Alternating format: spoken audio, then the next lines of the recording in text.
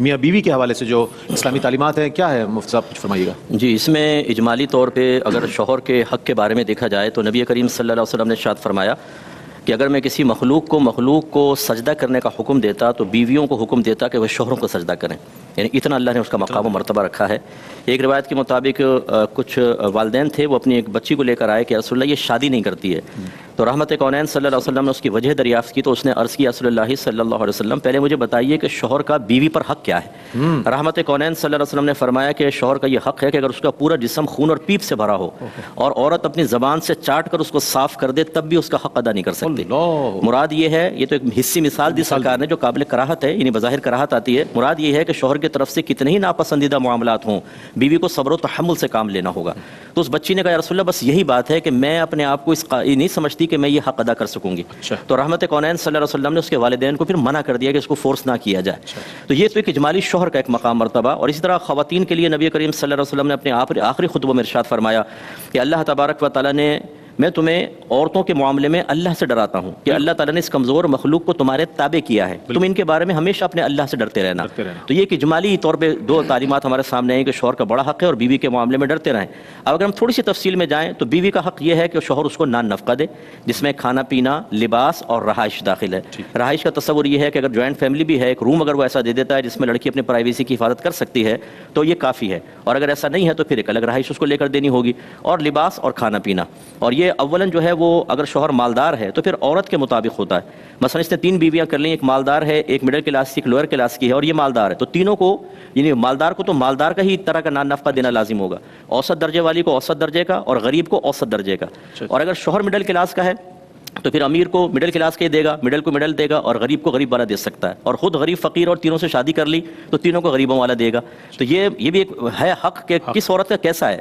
یہاں تک لکھا ہے کہ اگر کوئی بچی ایسے گھر سے آئی ہے جہاں کھانا پکانے والا ہو، صفائی کرنے والا ہو، مالی موجود ہو، ڈرائیور موجود ہو، تو اب اگر شوہر افورڈ کر سکتا ہے اس کو یہ تمام کے تمام بیوی کو دینی پڑیں گی چیزیں، یہ اس کا حق ہوتا ہے۔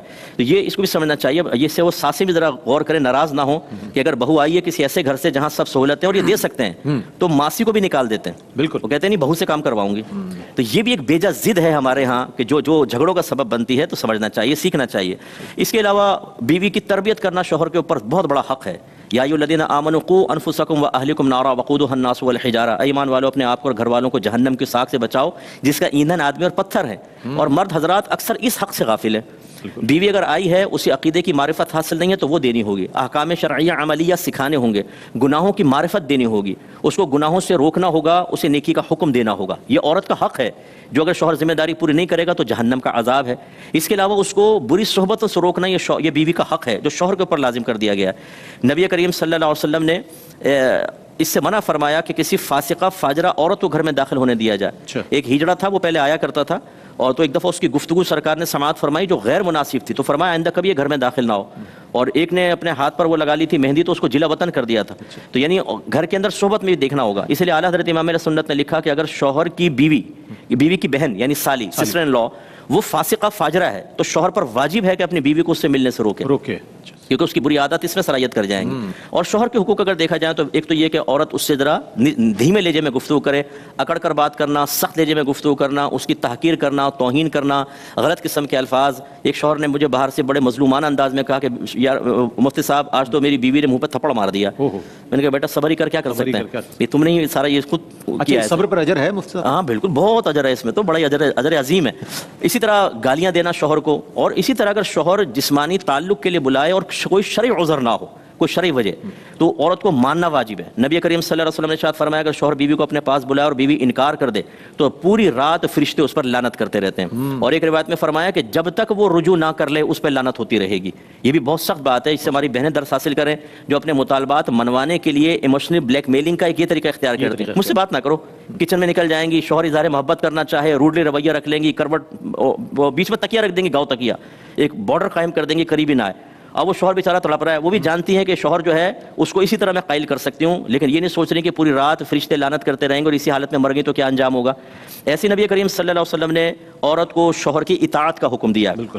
کہ وہ کہنا مانے، کوئی ایسی کام نہ کرے جس کو اس سے دل آزاری ہو.